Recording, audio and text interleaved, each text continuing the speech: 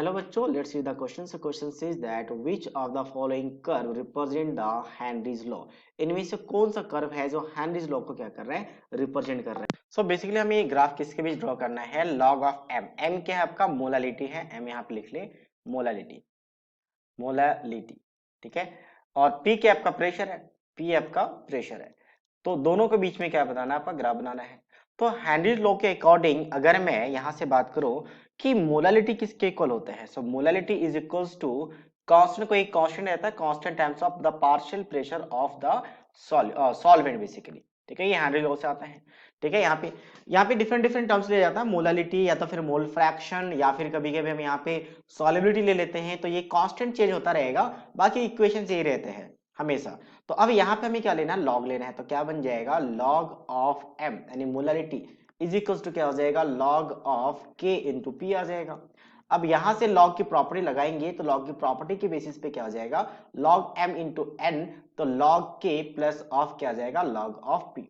अब इस इक्वेशन को हम कंपेयर कर सकते हैं, y is equal to m x plus of c. यहाँ पे y की जगह पे क्या है आपका, लॉग ऑफ m है। x की जगह पे क्या है, x की जगह की बात करें तो log ऑफ p है। और स्लोप जो है m, इसे m डैश कह लेते हैं क्योंकि दोनों जगह m मिक्स हो जाएगा। तो m डैश क्या है, स्लोप क्या है, तो यहाँ पे log p का कोफिशिएंट यानी कि 1 है, स्लोप 1 है, यानी कि यहाँ पे एंगल कितना आएगा, 45 डिग्री एंगल आएगा, क्योंकि 1045 को स्लोप कहते हैं, 10 थीटा का स्लोप कहते हैं। और 1045 1 होता है, तो थीटा 45 हो गया। साथ साथ में इंटरसेप्ट, सी इंटरसेप्ट होता है, तो इंटरसेप्ट कितना पर, log ऑफ k, ठीक है। ये कॉन्सेप्ट है। अब स्लोप पॉजिटिव है तो एक्यूट एंगल बनाएगा। सबसे पहले तो आपके पास straight line y equal to mx plus c के साथ ये मैच कर रहे हैं, तो कर्वेचर तो नहीं हो सकता। अब बचे तीन स्ट्रेट लाइन, इनमें से कौन सा होगा। सेकेंडली इंटरसेप्ट है, और इंटरसेप्ट जब होता है तो ग्राफ सेंटर से पास नहीं करता, या तो एक्स एक्सिस के अबव या बिलो से पास करेगा। तो अब हम आगे देखते हैं कि आगे कैसे पास करेगा। अगर दूसरी हम बात करें तो एक स्लोप से भी कंसीडर कर सकते हैं, ये एक्यूट एंगल है, ये ऑब्ट्यूज एंगल है। तो ऑब्ट्यूज एंगल यहां से भी हम कंसीडर कर सकते हैं कि सी वाला ग्राफ रॉन्ग हो जाएगा।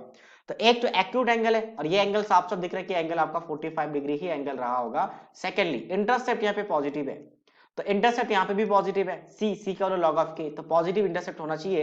हालांकि इस वाले में भी पॉजिटिव इंटरसेप्ट था, लेकिन एंगल्स हम क्या कर सकते हैं, इसको नेगलेक्ट कर सकते हैं, क्योंकि एंगल यहाँ पे ऑब्ट्यूज है, यहाँ पे एक्यूट है। So that means only option A will be the right answer of this question. So I hope you understood it well. All the best.